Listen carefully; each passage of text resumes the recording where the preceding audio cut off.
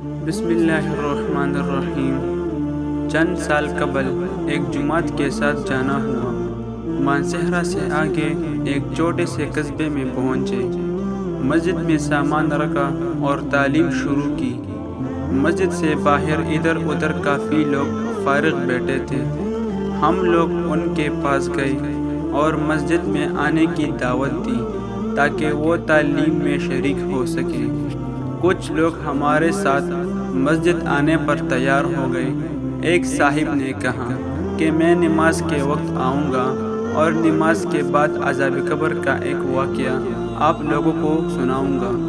چنانچہ ظہر کی نماز کے بعد یہ صاحب ہمارے پاس بیٹھ گئے۔ اپنا تعارف کروایا کہ وہ ریٹائرڈ فوجی جوان ہیں۔ 1965 کی پاک و ہند جنگ میں ایک قبرستان میں اسلحہ کا ایک عارضی ذخیرہ بنایا گیا تھا اور کچھ اور نوجوانوں کے ساتھ اس کی بھی وہاں پر ڈیوٹی تھی۔ دن کا وقت تھا اور کوئی خاص کام نہیں تھا، چنانچہ اس نے قبرستان میں گھومنا شروع کر دیا۔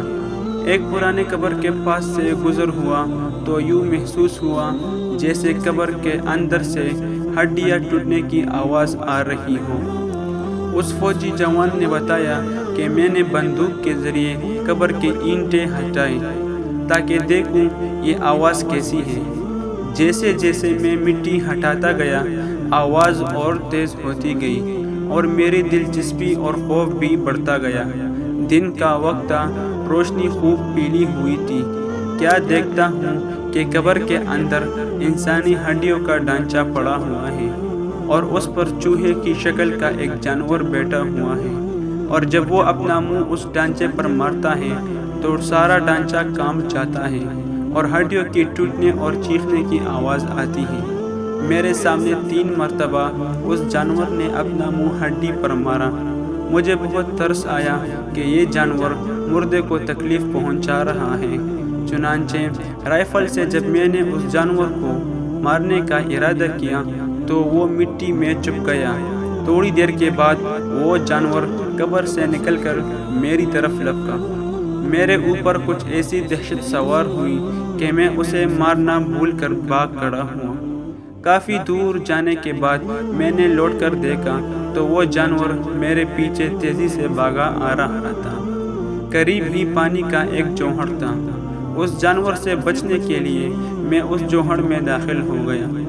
میں نے پیچھے مڑ کر دیکھا کہ وہ جانور جوہر کے کنارے پر آ کر رک گیا اور قدر توقف کے بعد اس نے اپنا منہ پانی میں ڈال دیا۔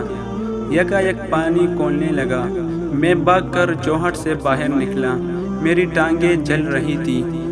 درد کی شدت سے میرا چلنا محال تھا۔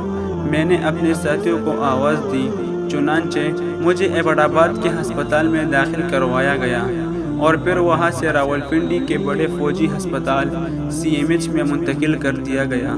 میری ٹانگوں کا گوشت گلنا شروع ہو گیا اور ہر وقت بدبودار پیپ اور خون رستا رہتا تھا۔ کسی علاج سے افاقہ نہ ہوا تو مجھے علاج کے لیے امریکہ بھجوایا گیا، مگر مرض بڑھتا گیا۔ اس وقت دونوں ٹانگوں کی صرف ہڈیاں بچ گئی ہیں۔ گوشت آہستہ آہستہ گل کر علیحدہ ہوتا جا رہا تھا۔ پھر اس نے ہمیں اپنی دونوں ٹانگیں دکھائی جس پر پٹیاں نپٹی ہوئی تھی۔